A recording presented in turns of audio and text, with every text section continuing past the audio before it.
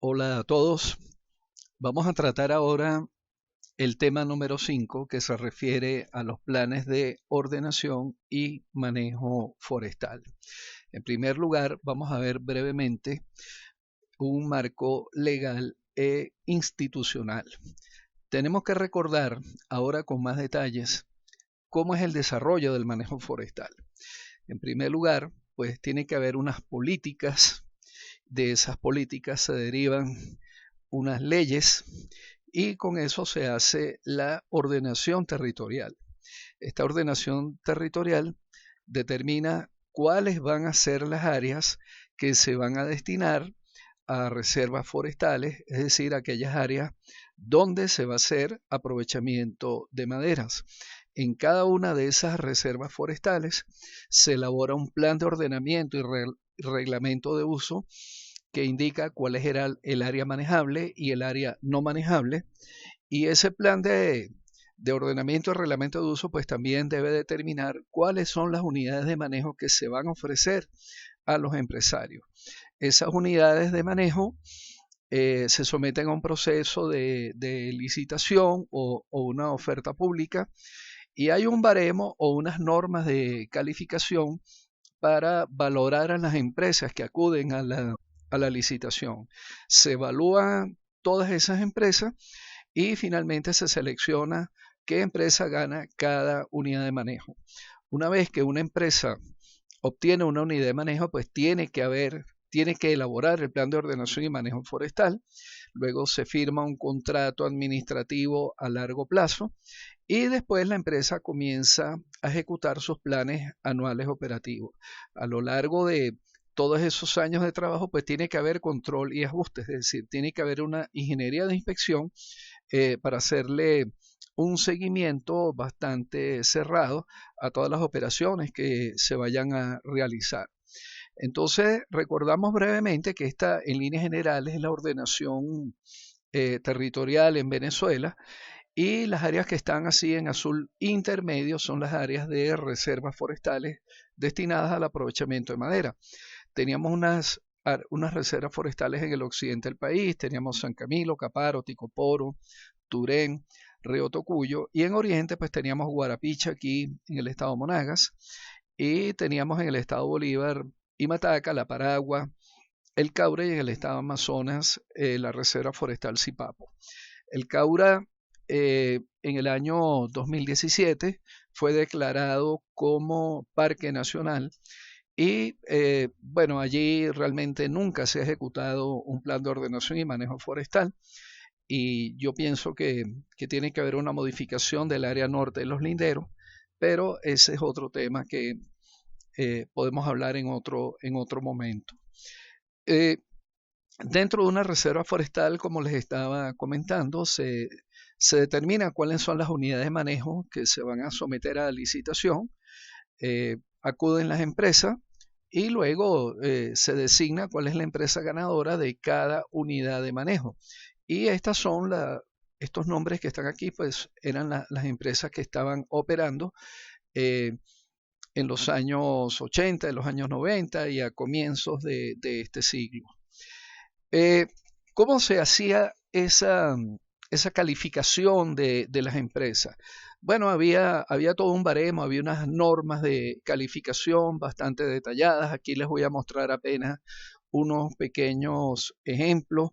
Eh, por ejemplo, en cuanto a equipos y maquinaria, el que tenía maquinaria para producir pulpa le otorgaban 100 puntos, para producir tableros de fibra 100 puntos, para producir tableros contrachapados 80 puntos, un aserradero con capacidad mínima 5.000 metros cúbicos 50 puntos y capacidad mayor de 5.000 metros cúbicos 60 puntos y así sucesivamente. Por ejemplo, otro tipo de maquinaria se valoraban también.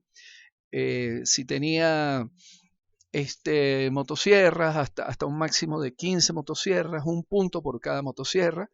Tractores de oruga, 30 puntos por cada tractor. Los tractores articulados, los skidder, que son los que se usan para arrastrar la madera, 20 puntos por cada tractor. Y así sucesivamente.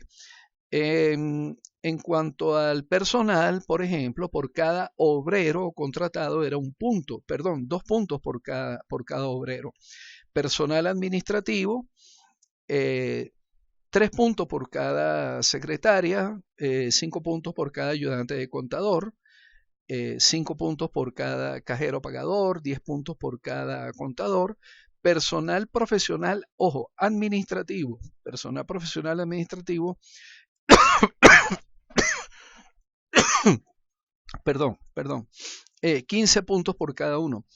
Y luego el personal profesional universitario, es decir, aquellos, aunque aquí no lo dice, eso era lo que se entendía, los que estaban vinculados directamente con el sector forestal, los asesores 1 punto por cada uno y empleados a tiempo completo 20 puntos por cada uno.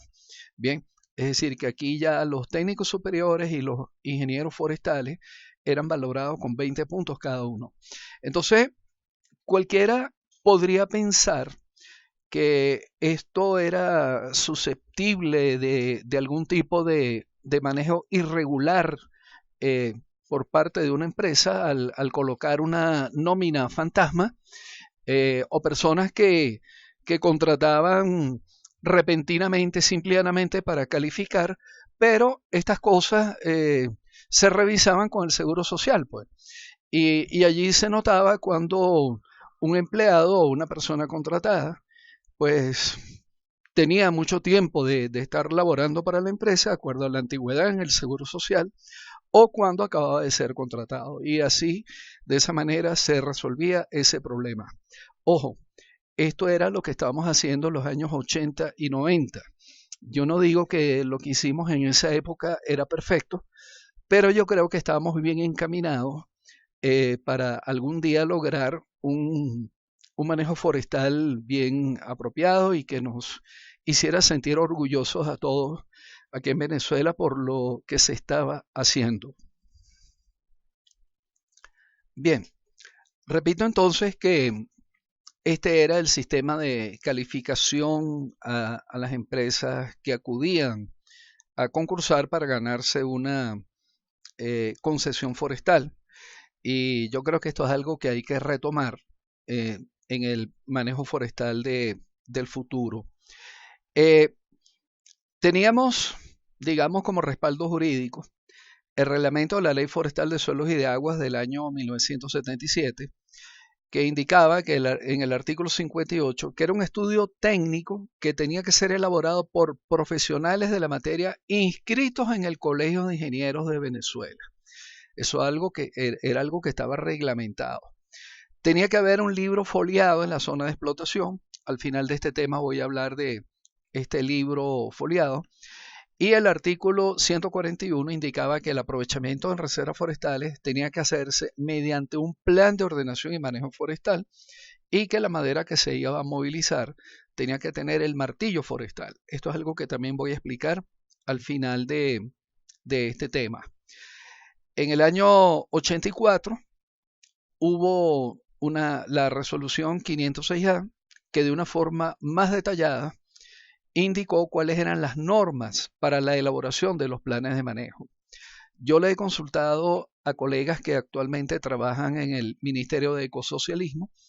Me dicen que esa resolución 506A todavía está vigente, pero que ahora hay un poco más de flexibilidad en lo que se refiere al sistema de inventario que ahorita les voy a explicar. Ahora hay un poco más de flexibilidad con eso, pero que el resto del contenido de la resolución 506A está todavía vigente. En el artículo 2 de esta resolución dice que el plan de manejo tiene que presentar los programas de investigación, la evaluación o el inventario, el aprovechamiento, el mejoramiento del bosque, la infraestructura e industrialización. Tiene que haber una descripción general del área, tienen que determinarse los compartimientos por cuota volumétrica o posibilidad del área, el análisis económico y la protección, cómo va a ser la protección de la unidad de manejo. El inventario, esta resolución aporta detalles donde señala que ese inventario debe lograr un error de muestreo menor al 15% para especies individuales o grupos de especies y menos del 10% para todas las especies, por encima de un diámetro de 35 centímetros. El muestreo debe ser sistemático con parcelas rectangulares de media hectárea sobre fajas de 20 metros de ancho en forma perpendicular a la variación de la vegetación. La intensidad de muestreo recomendada es del 0,1% para la masa entre 10 y 20 centímetros, 0,2% para la masa entre 20 y 35 centímetros. Tenían que haber parcelas de regeneración de 5 por 2 metros cada 5 parcelas. Bien, entonces, repito que con esas especificaciones cada empresa hacía su inventario, hacía su ordenación, descartaba las zonas de altas pendientes donde no había posibilidad de hacer manejo forestal y luego diseñaba los compartimientos anuales que se iban a explotar. Aquí tenemos un ejemplo del inventario en una unidad de manejo forestal, tratando de hacer esa intensidad de muestreo del 1% y buscando un error de muestreo que fuera inferior al 10% para todas las especies. Repito que esto se hacía mediante mediante picas bases de inventario que tenían una equidistancia fija entre pica y pica. Y entre parcela y parcela, pues también había una equidistancia fija. Esto es lo que se llama un muestreo sistemático.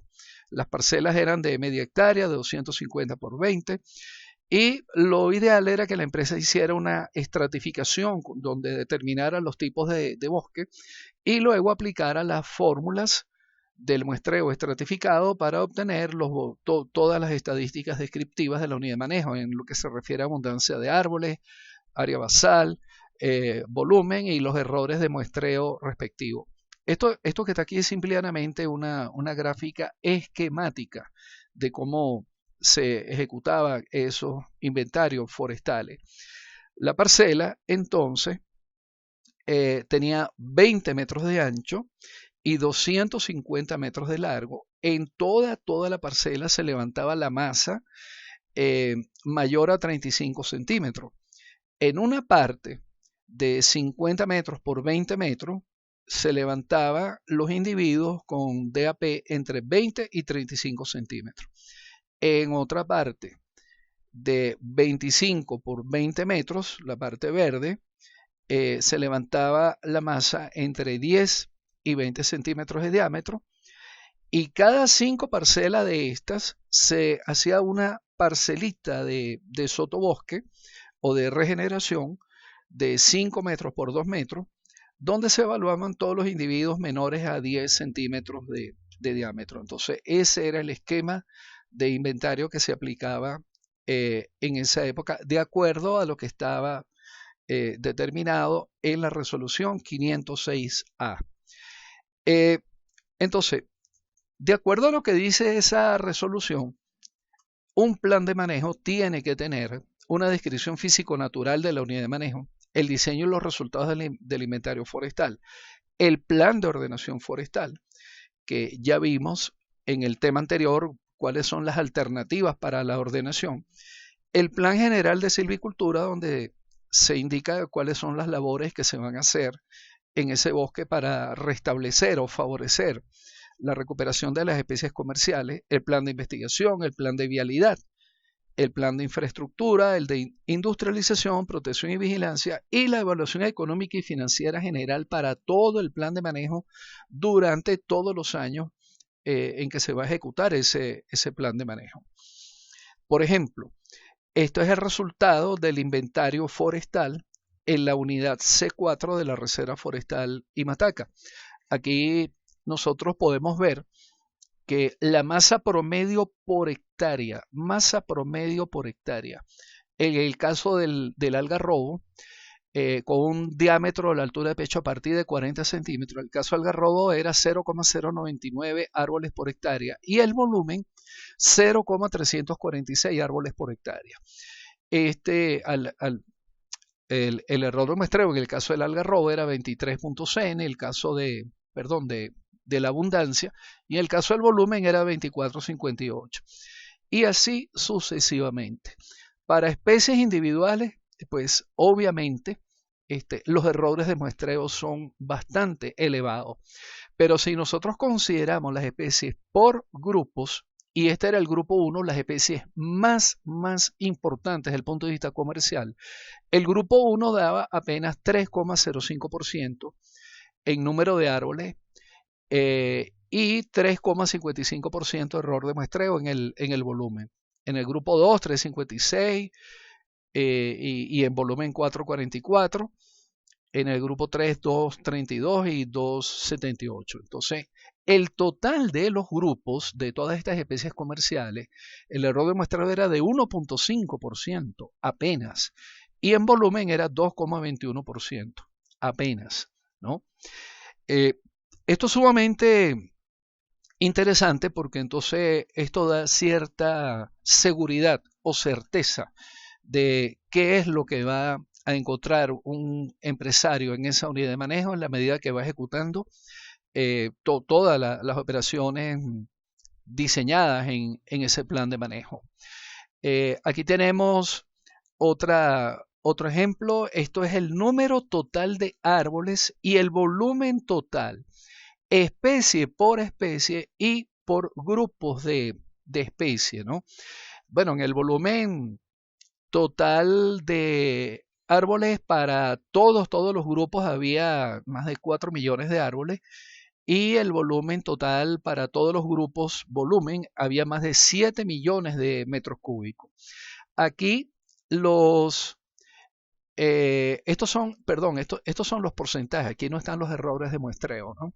Estos son los porcentajes que había.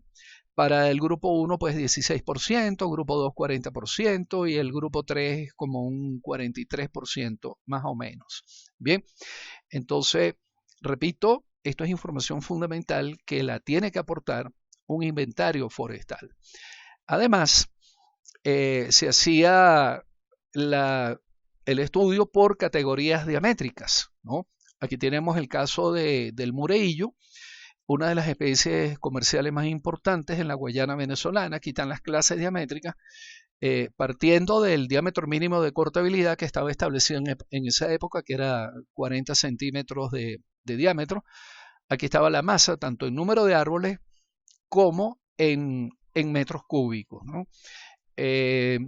Esto se puede reflejar posteriormente en un gráfico. El error de muestreo para todo el mureillo es de 15% en árboles y 16% en volumen. También lo tenemos para el pilón lombricero, pues por cada categoría diamétrica.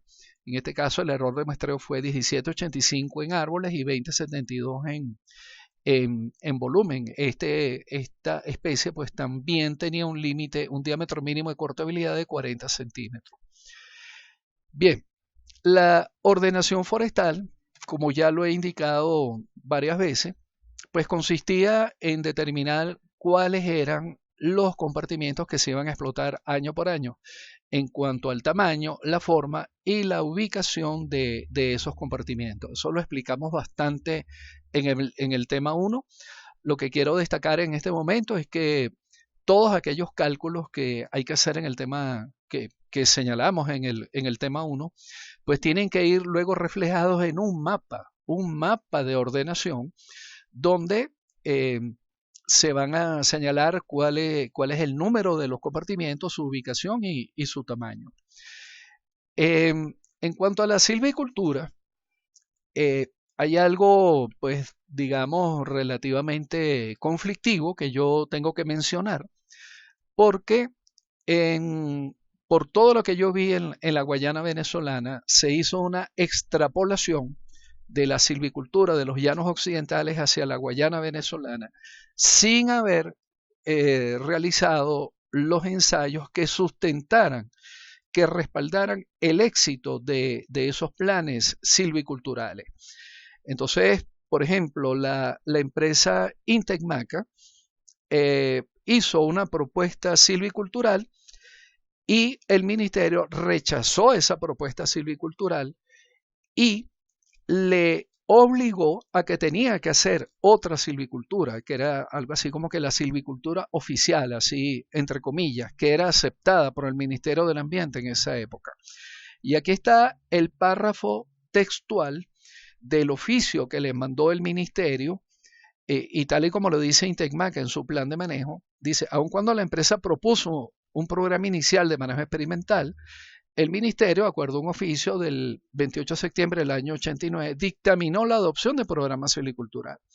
Plantaciones a campo abierto, 20 hectáreas año. Plantaciones en línea, 250 hectáreas año. Plantaciones de enriquecimiento, 250 hectáreas año. Mejoramiento de la masa intervenida, 300 hectáreas año. Yo les puedo decir que yo sufrí en carne propia los efectos de estas obligaciones que imponía el ministerio. Cuando yo estuve allí en el año 88, había una parcela experimental. El oficio decía que teníamos que hacer 50 hectáreas año de plantaciones a campo abierto, y en ese compartimiento no había 50 hectáreas así a campo abierto para hacer esas plantaciones.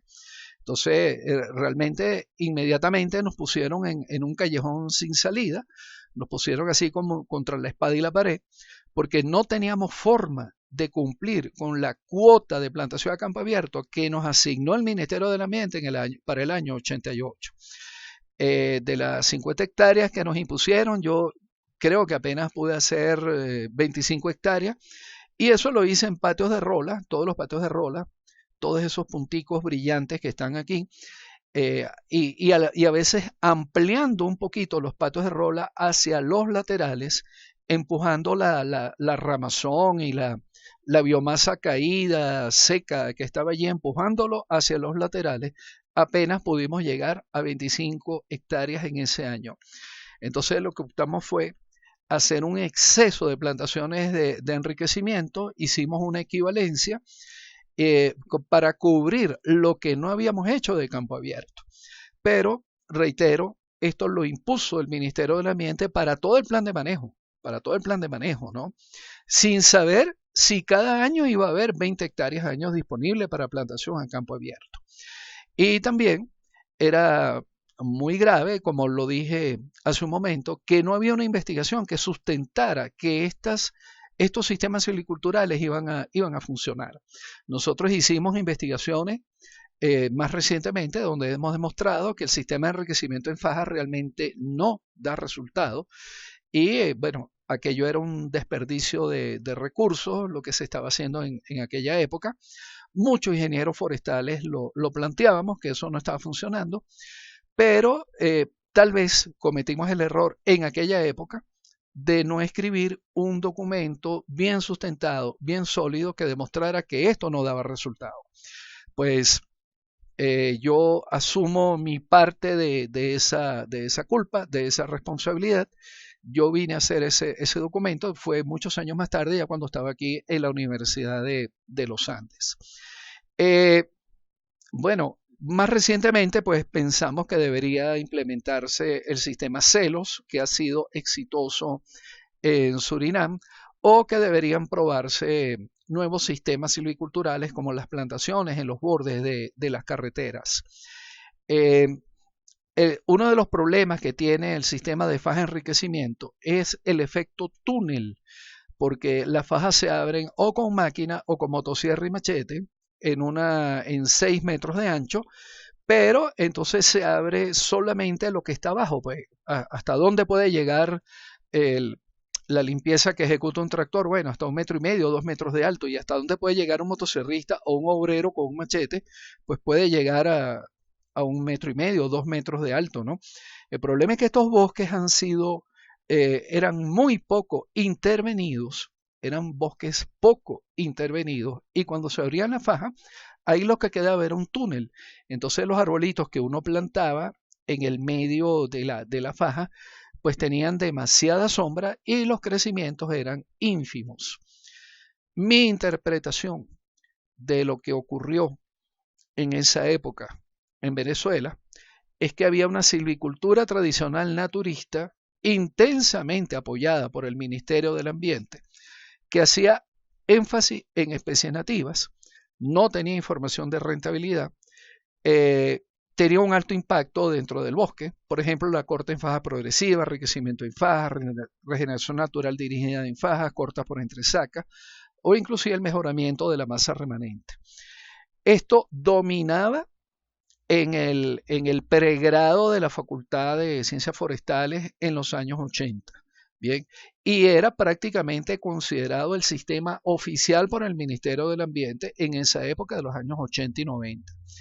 En cambio, había otra visión de la silvicultura que el Ministerio del Ambiente de esa época no aceptó, y era la tesis del manejo experimental que había propuesto el profesor Larry Vincent, donde planteaba que tenía que haber un amplio menú de opciones silviculturales y se aceptaban especies exóticas de rápido crecimiento como la teca y la melina. En esta silvicultura tradicional no se le daba alta importancia a la teca y a la melina, y yo les puedo decir en los años 80 y los años 90 que había una especie de rechazo hacia las plantaciones de teca y melina por parte del sector oficial con respecto a plantaciones que se estaban haciendo en los llanos occidentales. Ojo, no era todo. No eran todos los colegas que trabajaban en el sector oficial, pero algunos colegas de alta importancia, de alta jerarquía, se oponían o rechazaban esas plantaciones con especies exóticas, ¿no? Aquí se le da bastante énfasis a la rentabilidad, y eso es muy lógico, ¿no? Todo sistema silvicultural que se vaya a ejecutar pues tiene que tener un análisis minucioso de costos unitarios de ingresos y calcular toda la rentabilidad. Aquí se estaba hablando mucho de que el manejo tenía que ser muy cuidadoso y basarse en operaciones de bajo impacto, tal y como se propone en el método CELOS de Surinam, y trabajar con la sucesión vegetal. Bueno, esta corriente de pensamiento dominaba en el posgrado, de la Facultad de Ciencias Forestales y Ambientales. Bien, posgrado de manejo de bosque. Pero repito, esto no era muy aceptado por el sector oficial, por el sector del Ministerio del Ambiente. Yo también tengo una interpretación de que en todo esto había razones políticas.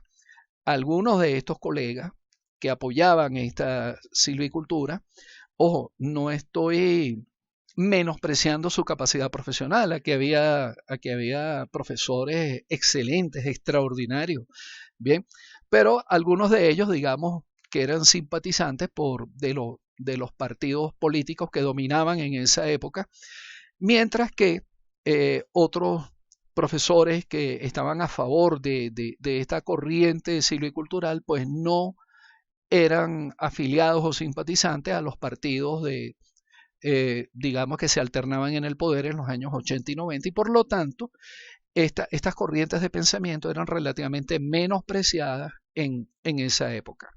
Bueno, yo creo que situaciones similares están ocurriendo en este momento. Aquí está la investigación que hicimos sobre las fajas de enriquecimiento, ¿no? Pero esto fue publicado en el 2003, repito, o sea, yo hice esta investigación junto con dos estudiantes de ETSUFOR que hicieron su pasantía allá en Guayana bajo mi tutoría, y esto lo publicamos en la revista Interciencia, ¿no? Fíjense ustedes, el volumen promedio metros cúbicos por hectárea y por año de todas estas especies que se evaluaron aquí era 0,0267 metros cúbicos por hectárea y por año. Ese era el crecimiento de esa faja de enriquecimiento. Y la tasa de explotación andaba en aproximadamente 5 metros cúbicos por hectárea y por año. Quiere decir que estas fajas de enriquecimiento estaban creciendo prácticamente 200 veces menos que la tasa de aprovechamiento. Así que esto no era nada sostenible. Pero repito, esto lo sabíamos muchas personas en Guayana, pero nunca nadie lo había escrito así de forma tajante, de esta manera, en un artículo científico. La caoba tuvo muy mala sobrevivencia, apenas 24.4%. El mureillo, apenas 35.4% de tasa de sobrevivencia. Entre las especies que más crecían estaban el Cordia leodora, el pardillo blanco, con 0.81 centímetros al año. Esto era un resultado relativamente bueno, pero el promedio general era apenas de 0,55 centímetros al año en diámetro, ¿no? O sea que esto era realmente pues un crecimiento sumamente bajo. Y tal y como hemos señalado, si las especies están creciendo 0,5 centímetros al año en el transcurso de 30 años de crecimiento, entonces lo que van a llegar es a 15 centímetros de crecimiento, pues. Y es decir, que si uno planta un arbolito que apenas tiene 1 centímetro proveniente de un vivero, apenas tiene 1 centímetro de diámetro, ¿no? En 30 años ese arbolito lo que va a tener es 15, 18, 20 centímetros de DAP. Eso no es explotable, eso no es explotable. Entonces aquí se está demostrando realmente la deficiencia de este sistema de silvicultural.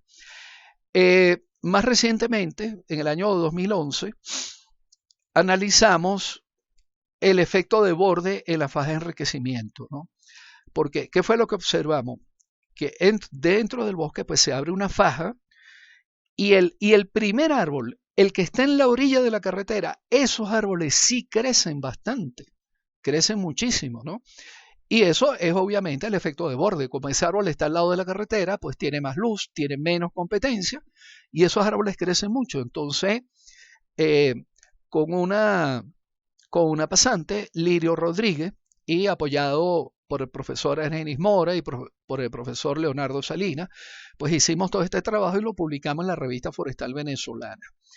¿Qué encontramos? Que los árboles que estaban en el borde en general tienen un desarrollo más alto que los árboles que están hacia adentro de la plantación. Es decir, es una tendencia tenue, pero es una tendencia evidente, ¿no? A medida que nos alejamos del borde, pues la tendencia general es a que el crecimiento sea más bajo, más reducido. Y esto es algo obvio porque aquí adentro hay más competencia. En cambio, a 0 metros de distancia hay menos competencia y los árboles crecen más. Y aquí encontramos que especies como esta línea punteada es Parkea oppositifolia. Este es el caro montañero. Bueno, pues lograba 20 centímetros de DAP en apenas 12 años de desarrollo, de crecimiento, ¿no? Esto es el Cordia Leodora, esta línea continua con cuadrito. Esto alcanzó 20 centímetros de DAP en 14 años de desarrollo. Entonces recuérdense que en el crecimiento, la curva logística en el crecimiento al principio es muy lento, pero luego se hace más pronunciado y finalmente, pues cuando llega la etapa senil, el crecimiento se reduce, ¿no? Entonces pensamos que estas plantaciones que están aquí están en la etapa inicial y luego debe venir un crecimiento muy acelerado. Pongo esta foto porque esto es una caoba de 21 años de edad y que en 21 años ya tiene 50 centímetros de diámetro a la altura de pecho. O sea, más de 2 centímetros por año ha crecido en promedio esta caoba. Entonces, pensamos que con las plantaciones en los bordes de las carreteras sí es posible ejecutar una silvicultura un poquito más exitosa. Y como las carreteras son relativamente anchas, la idea sería plantar 2 hileras en 3 bolillos a cada lado de las carreteras. Bueno, los detalles de este sistema o de esta propuesta están aquí en este artículo por si alguien los quiere ver. Digamos, cuáles son las particularidades de lo que se está proponiendo. Hay que probar otras opciones silviculturales. Una es probar nuevas especies, por ejemplo, Chlorocardium rhodiae, que es muy abundante en los bosques de Guyana y no la hemos visto, yo no la he visto reportada en ningún inventario aquí en la Guayana venezolana, pero sabemos que las condiciones físico-naturales son muy parecidas y entonces es muy probable que si esta especie, que es muy exitosa allá, pues probablemente de este lado, en la Guayana venezolana, podría dar resultado. Probar Acacia mangium, probar Paulonia elongata, hacer más pruebas con Dipteryx odorata, que esto es la sarrapia, que es nativo del estado Bolívar y que ha dado buen resultado en el Caura. Hay que usar micorrizas en las plantaciones. Eso es algo que deberíamos hacer para mejorar el desarrollo de las plantaciones. Y yo he estado insistiendo bastante en la producción de individuos de gran tamaño en los viveros, porque si vamos a plantar individuos en las orillas de las carreteras y llevamos la planta clásica metida en una bolsa que pesa 2 o 3 kilos y el individuo lo que mide es 50 centímetros de alto, pues ya los colegas que han hecho esto nos han dicho que esa plantación rápidamente es atacada por malezas y por trepadoras. En cambio, si usamos un macrotubete y llevamos a campo plantas de 1,5 metros o de 2 metros de alto, entonces el ataque de las malezas no va a ser tan significativo. Y estos macrotubetes existen, pues. Y como es una plantación al lado de la carretera, pues aquí se facilita muchísimo el transporte y la colocación de esos individuos. Imagínense entonces que a largo plazo vamos a tener todos los individuos comerciales alineados al lado de una carretera y eso posiblemente va a reducir la necesidad de ir a hacer aprovechamiento dentro del bosque. Y aquí pues se va a facilitar mucho la labor de tumba con menos impactos al bosque, va a ser mucho más rentable y va a ser mucho más fácil desde el punto de vista operativo. Bien, de esta forma entonces vamos a dejar hasta aquí esta primera parte de este tema relacionado con los planes de ordenación y manejo forestal y quedo atento a sus preguntas y comentarios. Hasta luego, pues.